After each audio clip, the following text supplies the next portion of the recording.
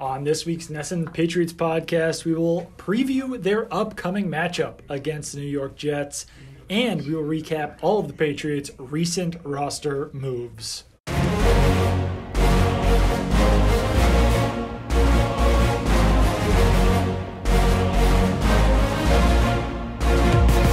Hello and welcome to the NESN Patriots podcast. I am Doug Kide, joined as always by Zach Cox. We got some background noise out there today. We do. It's a loud and busy day down here at the Patriots media workroom. So I apologize for that background noise. Kind of messed up my intro too. I'm joined as always by Zach Cox. Gotta power through it. Zach, how are you doing? I'm doing well, Doug. I appreciate you asking. I thought you weren't going to ask. I thought about not asking this time, but I felt like people might just immediately tune out. We got to give our listeners what they want. Exactly, and everyone must know how Zach is doing on usually Wednesday, but now it's Thursday, because the schedule is a little bit messed up. That's why we are a day late. Thursday is a Wednesday this week. Hopefully it's not $1 short. And yeah, Thursday's a Wednesday, Friday's a Thursday, Saturday's a Friday, and Monday's going to be a Sunday. And for every long week, there's a short week, and for every short week, there's a long week. But you have kind of a hot take about this week's game, I believe. I do. I think the Patriots are going to lose this game. Zach thinks the Patriots are going to lose to the New York Jets on Monday night in East Rutherford, New Jersey. I think they will. I think the way this scenario is playing out in my mind, the Jets just got Sam Darnold back. Yep. They looked far, far, far better against the Cowboys last week than they did during any of those three Luke Falk games. I dug into some of the stats, and it was I didn't realize just how bad they were, especially on offense when Luke Falk was their quarterback. They were not good. They were dead last in the NFL in yards per play and yards per pass attempt, lower than the Dolphins, significantly lower actually than the Dolphins in both categories. Then Sam Darnold comes back, and they really just look like a completely different offense. Obviously, it's one game, it's a small sample size, and the Cowboys don't look quite as formidable as they did a couple weeks ago. But Sam Darnold's back. C.J. Mosley said today he is also going to be back in this game, the Jets Pro Bowl linebacker who they haven't had since midway through week one. It seems like this is a Jets team with a lot of momentum. They're going to come into this game very kind of hungry and motivated. And the Patriots never really, I don't want to say they never play well at MetLife Stadium, but they never have kind of convincing blowout wins. Even in the games that the Patriots have won with relative ease in the last couple of years, it always seems to be like a 23-17 kind of game where they never really, they always do much better against the Jets at home, I'll put it that way, than they do down there in East Rutherford. I don't know. I think that this is the random AFC East game that the Patriots lose this season. Then everybody kind of starts saying, hey, maybe the Jets aren't totally done. Maybe they can make some noise. And then they fall apart, and then the Patriots beat the hell out of the Cleveland Browns next week and still end up going 13-3 or whatever. I don't know. That's my read on the situation. I guess that's my hot take for the week. How are you feeling about this game? What's your view on this? You've made a strong case, but I don't agree. I am on the record as saying the Patriots will go 14-2 this season, and that they will lose to the Houston Texans and to the Philadelphia Eagles. And therefore, I am not allowed to change my mind about that under any circumstance. I respect it. But this is a losable game, and I actually was just writing that as the intro to this week's mailbag, that for only the second time this season, the Patriots are facing a losable game. The first one was against the Buffalo Bills in Week 4, and the Patriots wound up winning that game 16-10. And I think this is another one that is a losable game on their schedule. As you mentioned, the Jets did look much better last week against the Dallas Cowboys with Sam Darnold at quarterback by getting C.J. Mosley back into their defense. That means that players like Albert McClellan probably won't be playing quite as much. He played 28 snaps, former Patriots great Albert McClellan, in that game against the Dallas Cowboys. Other guys, I don't know who. I think it was Neville Hewitt. Was the main replacement for Mosley for most of the season. Neville Hewitt, Albert McClellan, Terrell Basham played a decent amount of snaps. So that's obviously going to upgrade their defense as well. I still think that, just looking at these teams, right? We got Tommy Curran coming in here. A lot of stuff going on. Guest appearance. I think we just surprised him. The look on his face when he walked into this room, because he was expecting to see Mike Reese, and he actually saw Zach and I, was one of shock and terror. But if you just look at the Patriots roster and the Jets roster, head to head, Patriots roster is still clearly much better, especially look at the secondary. They're in New York where they've got Tremaine Johnson, who's still not playing up to that contract they signed. Darryl Roberts is their other starting cornerback. Brian Poole. They've got some decent safeties in Jamal Adams and Marcus May. But overall, the Patriots roster is much better constructed. Perhaps the issue with the Patriots that we could be looking at heading into this game, and it's one that we could talk about as far as last week's game went against the New York Giants, is their receiving core. Josh Gordon almost certainly not going to play in this game. At tight end, we're going to see guys like Ben Watson, Eric Tomlinson, and maybe Ryan Izzo. We'll see if Rex Burkhead is healthy enough to play in this week's game. But the Patriots' top wide receivers are going to be Julian Edelman, Philip Dorsett, and Jacoby Myers, and that's not an overly strong group. So I do wonder how many points the Patriots offense can put together when that is the offense that we're talking about here. Yeah, even when you look at the stat comparison between Josh Gordon and Philip Dorsett this season, and it's not significantly different, I just feel like the Patriots offense doesn't have as high of a ceiling when Josh Gordon is not in there. I don't feel like Philip Dorsett, even though he has played well when he's been on the field this season, this is easily the best season of his career so far. I don't feel like he has that kind of extra gear, that sort of Josh Gordon level that he can reach. I feel like I feel like this is purely anecdotal, or maybe it's not even true at all, but I feel like Philip Dorsett isn't great when he's the number 2 receiver. I think he's much better when he's the number 3 receiver. He has receiver. not been great when he's been the number 2 or number 1 receiver since he's been with the Patriots. We obviously saw that a lot early last season. But yeah, it hamstrings the offense a little bit just because I don't feel like he has that big playability that Josh Gordon has. Even though Josh Gordon hasn't been particularly consistent this year, hasn't been particularly efficient with his catch rate, catch per target, all that kind of stuff. But I don't know. Yeah, it's definitely it's not a unit that is kind of as fear-inducing, I would say, when Josh Gordon is not out there, even though Josh Gordon, as I mentioned, has not been kind of a Pro Bowl level talent this season. I do think that Ben Watson, I wasn't very high on Ben Watson over the summer, even early in the season. I wasn't high on him in his return when he was going to be coming off that suspension. But now suddenly I'm higher on Ben Watson than I've been in a while. I think Ben Watson sees 10 targets this weekend. Yeah, I mean, that's high. That's very high. It's a bit of an exaggeration. I was about to agree with you, then I was like, wow, that's a lot of targets. But I do think that he will be a significant upgrade from a pass-catching perspective over guys like Ryan Izzo and Matt LaCosse, simply because Tom Brady will be willing to throw to him in tight windows, and that is not something that he has found success doing with Ryan Izzo and Matt LaCosse. I think that he will be much more likely prone to target Ben Watson. I think the biggest question with Ben Watson is how many snaps he's going to get in this game. But I could actually see a situation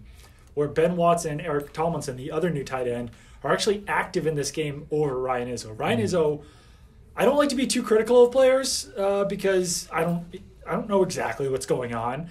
But Ryan Izzo was particularly bad as a run blocker in Week 6 against the New York Giants, and he doesn't offer that much as a pass catcher either. No, I would agree with that. I think Ryan Izzo has been he's struggled as a run blocker rather, and as a pass protector. He did let up that sack that ended up turning into a Tom Brady strip sack that went the other way for a touchdown. That was kind of a tough ask of him. Yeah, it was Brady held onto the ball for a little bit too long in there. There were some other factors, but yeah, overall, this was a guy that we talked about last preseason and this preseason as a player whose run blocking is really his strength, and then if he gives you anything in the passing game, it's kind of a bonus, and it's really been the opposite. He's been more effective as a pass catcher this year, and he hasn't even been particularly effective as a pass catcher. So I don't know. Maybe the Patriots will have all 3 of them active, but I definitely think that I wouldn't be surprised if Ryan Izzo quickly becomes the number 3 guy on that depth chart, depending on how they plan to use Eric Tomlinson in this offense. It also will be interesting to see what happens when Matt LaCosse returns from his knee injury, because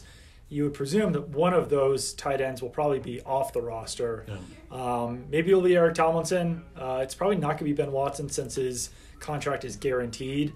But Tomlinson also is probably the only guy in that group who can really play fullback. Ryan Izzo sort of tried to do it at times last week. But, I mean, I really don't want to harp on this Izzo thing. But there were plays in that game where the blocking was pretty much set up perfectly.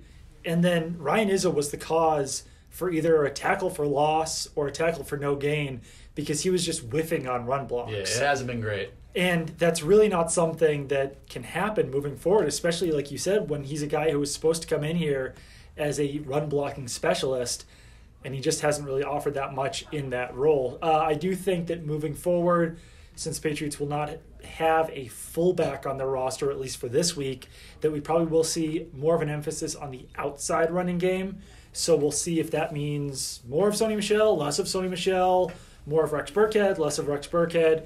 I know Patriots fans are still waiting for Damian Harris to come back, or to make his NFL debut, back, yeah. kind of. I don't know if that's going to be happening anytime soon, but yeah, I don't know. I mean, looking at that game last against the New York Jets, what was that, week 3? Yeah. As we mentioned earlier, that was a game where Philip Dorsett had to play a lot of that number 2 wide receiver role because Julian Edelman was lost in the first half, and Philip Dorsett only managed 2 catches for 12 yards. Rex Burkhead had a successful game running the ball. Sony Michel did not. Sony Michel had 9 carries for 11 yards with a touchdown.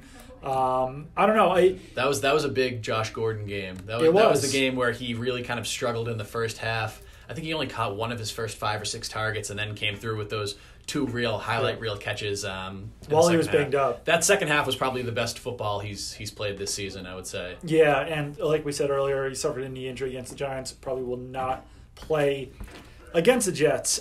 So I think that this would be a big game to get Rex Burkhead back on the field. You would think that he'll be pretty close to being ready. He didn't play in the Patriots week 5 game against the Redskins. Didn't play then on Thursday night in a short turnaround against the Giants. So maybe with a long turnaround now before the Jets, he could come back from that foot injury. And I think that would kind of help boost the offense a little bit. But if we're talking about no Burkhead and no Josh Gordon, then yeah, I think that there might be some concerns, especially given what the Patriots did on the road against the Bills. I'm not saying that the Jets' defense is as good as the Bills, but it is a division opponent on the road, and those are typically games where the Patriots don't put up a ton of points on offense. Definitely. I think having Rex Burkhead back in this game, as you mentioned, would be a very big boost for this team just because he's just the versatility that he brings to the running back group. And I'm interested to see how this whole kind of rushing attack works without a fullback. If the Patriots, depending on how the Patriots plan to use, whether they plan to kind of use Eric Tomlinson as a fullback or whether they just kind of go away from a fullback. This is going to be the first game that they've entered without a true fullback on their roster since 2015, the season that James Devlin missed with a broken leg. Mm-hmm. And that year, I looked up some of the numbers earlier this week. That year, they had the fewest rushing attempts of any season under Bill Belichick. They were 30th in the NFL in rushing that year. So they really just kind of abandoned the running game almost entirely, despite having, obviously they had some other injuries that season, especially some on the offensive line, but they had at running back, but they had LeGarrette Blount for almost that entire season until he got hurt in the kind of home stretch, and then they end up with Steven Jackson and Brandon Bolden and Tom Brady being their leading rusher in an AFC Championship game. But I don't think the Patriots want to go that route this year. I think they want to continue to quote unquote establish the run just because they have so much talent at running back, and their kind of receiving core, I would say this year is a little bit, if it's not worse, it's at least a little more shaky, because that's the year for most of that year, that 2015 season, they had Julian Edelman, Brandon LaFell, and Danny Amendola, plus Rob Gronkowski, who was really in his prime. He was fantastic that season. They don't have, obviously, anywhere close to that kind of talent at tight end. So I'm very interested to see how this, I mean, a fullback injury would be a pretty minor thing for most NFL teams, but this is the Patriots, really the 49ers are the only team that uses a fullback more than the Patriots do. So I'm going to be very interested to see how they kind of adapt after this. For sure. Anything left over from that Giants game that we haven't really touched on? I think that Jacoby Myers played a pretty decent game. He didn't have a ton of catches once the Patriots really had to rely on him, though. Yeah. He had, I think, 5 or 4 catches, something like that in that game. But some of those bigger ones did come in the first half before the Patriots really had to rely on him and Gunnar Olszewski as their number 2 and 3 wide receivers behind Julian Edelman. So I don't think it's the worst thing the Patriots will have to use Jacoby Myers as the number 3 receiver, but as I've mentioned before, I think that if they do get down to Gunnar Olszewski as a starting wide receiver, that's when they start to run into some trouble. He's really It's a weird comparison, but he's best used as like a Cordero Patterson type player in the Patriots offense. They won't use him like that, but he is a guy who can be more of a gadget player, run him out of the backfield, use his athleticism as a strength.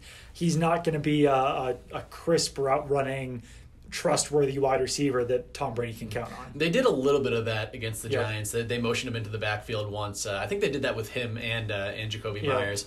But on Myers, I wouldn't be surprised if you see kind of a Malcolm Mitchell-esque second half of the season from him, where he's kind of quiet through the first 6 or 7 games, and then for whatever reason, be it injuries, be it just kind of additional opportunities, then you see him kind of blossom a little bit in the second half. Malcolm Mitchell back in 2016, he barely did anything through the first half of the season, and then he ended up having 30-something yards, 400 or 30-something catches, 400 yards, 4 touchdowns, and obviously was very good in that Super Bowl that year. So I think you could see a similar trajectory from Jacoby Myers.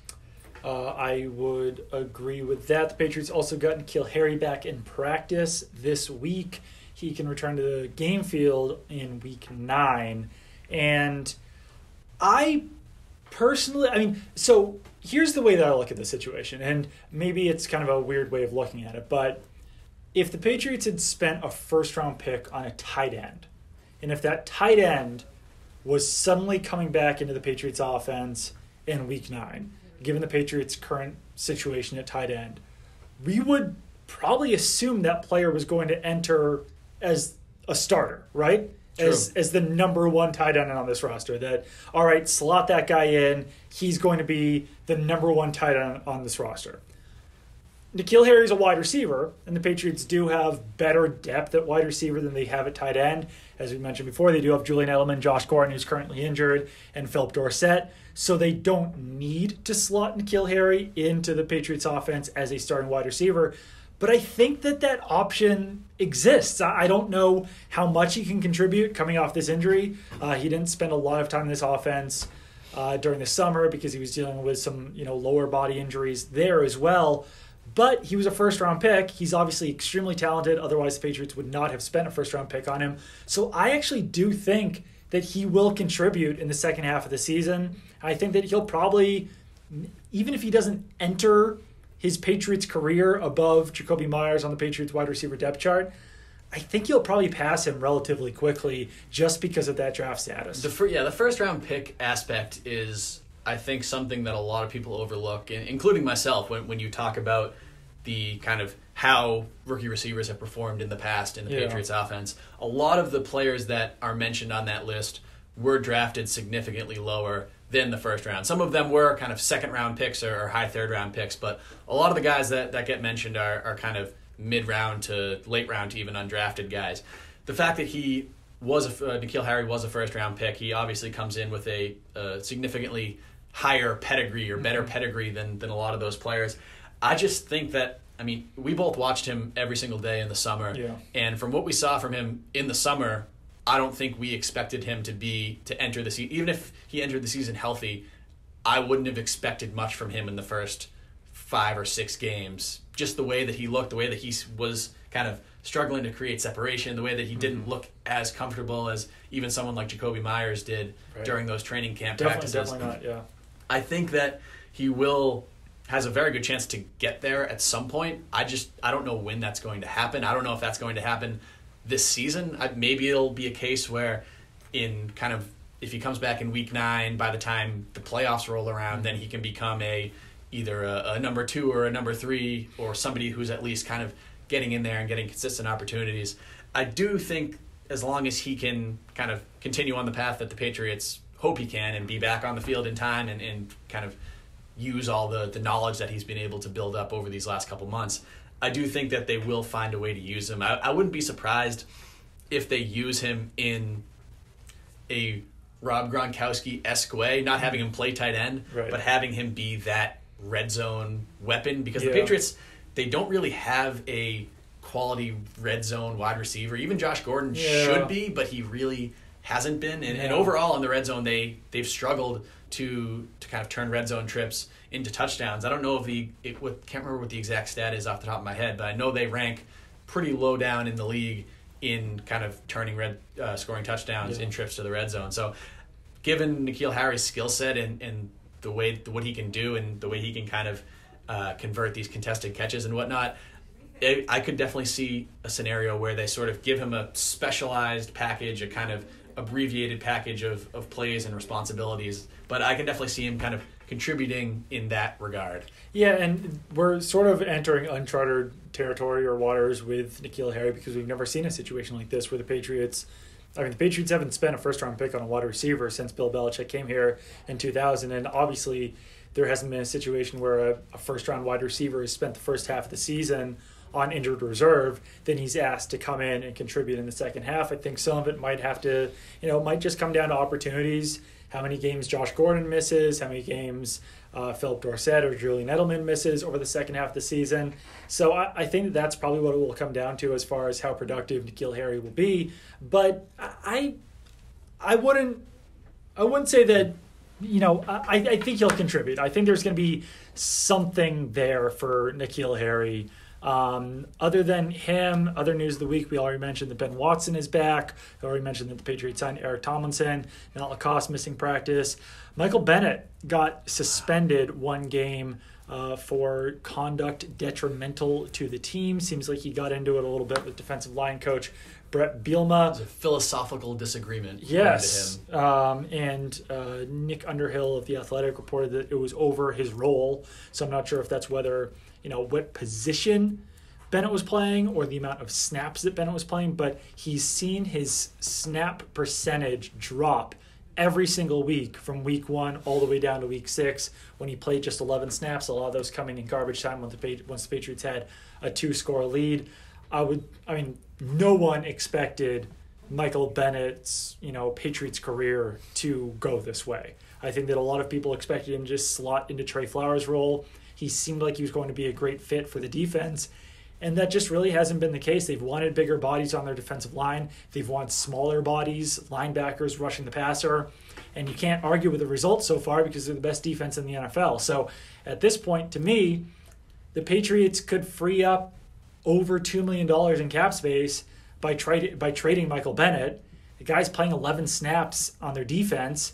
He's contributing when he's on the field, but clearly he's just not that valuable. If they could trade him to a team that's willing to give up a wide receiver or a tight end, I think it would have to be an obvious move.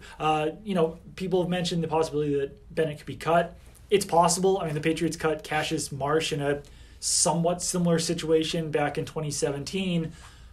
But the fact that the Patriots were willing to suspend Bennett before they just outright cut him shows to me that they're willing to be a little bit patient with this. But a trade, if they could get an asset back and actually free up more cap room, that sounds more appealing. Yeah, I would say that Michael Bennett's performance when he has been on the field has been significantly better than Cassius Marsh's was. Oh, for sure. When he was playing back in 2017. Michael Bennett's actually been pretty good when he has played. I know he hasn't been perfect. A couple of our colleagues down here have done some pretty good film reviews of his kind of getting into the details of his performance. And there have been some plays where he's kind of done some unpatriot-like things where he rushes past the quarterback or doesn't two-gap properly or things like that. But it's not to the same degree that Marsh was doing. No, but overall, he's been... You would say, if you say, is Michael Bennett been a good player or a bad player for the Patriots this year? He's been a good player. Yeah. He just hasn't had a role. And maybe if the Patriots did stick with that 4-3 that they had run in previous years, maybe Michael Bennett does just slide into where Trey Flowers had been playing in the last couple of years. But after bringing in Jamie Collins, after bringing back Danny Shelton and having him really show a lot of improvement, after Adam Butler continued to kind of elevate his game in his third season here, there just hasn't been a lot of playing time to go around for Bennett. And I can understand why he's pissed off about it. Right. I mean, this is a guy who, even though he's getting up there in age and might not be an all-pro anymore, he still played, 69% of the snaps in Philly last season. He played almost 85% in Seattle the year before. He had 9 sacks a year ago. This is a guy who's still a very, very good player, as you've seen when he's been on the field. So it's understandable that he's kind of saying, what the hell, man, get me on the field. It also makes sense from the Patriots standpoint where they say we have 1,000 kind of versatile, aggressive linebackers, and it's a better idea for us to use them and kind of utilize a system that gets more of them onto the field and fewer defensive linemen. Plus, the other defensive linemen are playing very well too. It's a tough situation all around, but I think the biggest thing is just that you ask anyone why the Patriots defense is playing so well, and it's the experience, and it's the chemistry, and it's the fact that everyone's doing exactly what they're supposed to be doing, that everyone can trust that they're going to be doing exactly what they're doing. And Michael Bennett, if he doesn't really even know what his role is, if he is, doing some un-Patriot-like things at times where he's, rushing past the quarterback, and it hasn't been egregious, but if there's enough of those moments, then that's when you start to see some breakdowns on defense. And I still don't think the Patriots have the most talented defense. It is the intelligence of this group, and it is their chemistry, and it is their willingness to play together and be selfless that's allowing them to be the best defense in the NFL. And all it takes is one piece to stop doing that for everything to start breaking down around it. So while Bennett is among the most talented, rawly talented players on the Patriots defense, if it makes more sense to trust Adam Butler to be doing exactly what he's doing, and if that's allowing your defense to play as well as it has been this season, then really it makes more sense to be putting Adam Butler on the field. Yeah, that has traditionally been the way the Patriots operate too. And it'll be, I don't know how this situation is going to play out, but unless Michael Bennett has kind of a radical change of his viewpoint, it's hard to see him sticking around for too much longer. I mean, Obviously it would be a bonus, or it would be a nice thing to have for the Patriots to be able to bring a guy like this off the bench in a kind of a rotational role over the course of the season and into the playoffs. And then maybe if somebody gets hurt too, he'll play an even larger role. But for a guy who's as prideful as Michael Bennett and as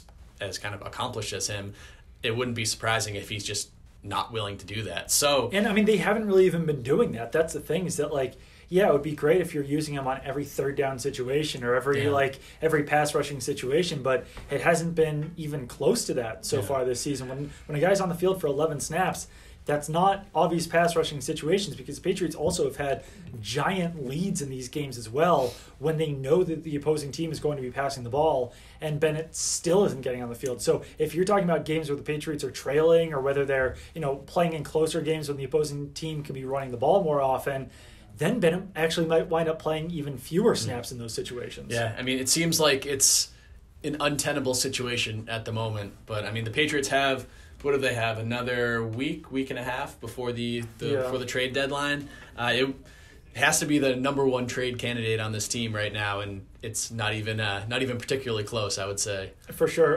One other bit of news before we get out of here is that Demaryius Thomas seems to have some bitterness over how his Patriots tenure ended. Just to recap real quick, the Patriots cut Demaryius Thomas on cutdown date, basically promised him a roster spot once they placed N'Keal Harry on injured reserve. They did that. They signed Demaryius Thomas, and then the next week they traded him to the New York Jets so that they could bring aboard Antonio Brown. So basically, Demaryius Thomas was upset that the Patriots went back on their promise there. I asked Bill Belichick about that this morning, and he basically, I guess, I don't know if agreed, but he seemed to regret how the situation went down. He said that, he was being truthful with Demaryius Thomas, but the situation changed, and what he told Thomas was going to happen wound up not happening because that situation changed. So it was a tough situation, and I do feel bad for Demaryius Thomas to, get cut, agree to re-sign with the Patriots and to not sign with another team, and then to get wound up being traded to the New York Jets of all teams. And it was a situation that worked out for him well enough because he knew Adam Gase from their time in Denver together, but clearly that's not the way that he wanted this season to go. Yeah, I think it's understandable, an understandable thing to feel for Demaryius Thomas. And I think I agree with you in your kind of read of Bill Belichick's comments this morning. I think he, at the very least, understood what Demaryius Thomas was, where he was coming from. He was like, I know this situation kind of sucks. It sounds like he said he has a lot of respect for Demaryius Thomas, and I believe that. I think it is a situation where he meant what he said when he said it, but then kind of situations changed, and the Patriots just sort of viewed the Antonio Brown situation as one that was too good to pass up. Right. It's probably a decision they regret at the moment because Demaryius Thomas has actually played pretty well in the last couple of games for the Jets, while the Patriots have had some injuries at the wide receiver position. I mean, Antonio Brown stuff notwithstanding. Right. So, yeah, I'm sure the Patriots right now are wishing that they had Demaryius Thomas rather than not Antonio Brown, but it's kind of the cost of doing business in the NFL, I guess. All right. Locker room's open, so let's really quickly go through two of America's favorite game. Chuma Edoga, offensive tackle. Where do you think he went to school? USC. I'm going to go with Utah, because I always guess Utah. You went to USC, you win! Let's go. All right. Let's go. Keep it on NESN.com for all of your Patriots coverage. Follow me on Twitter at Doug Kide. Follow Zach on Twitter at ZachCoxNESN. And we will talk to you guys again next week.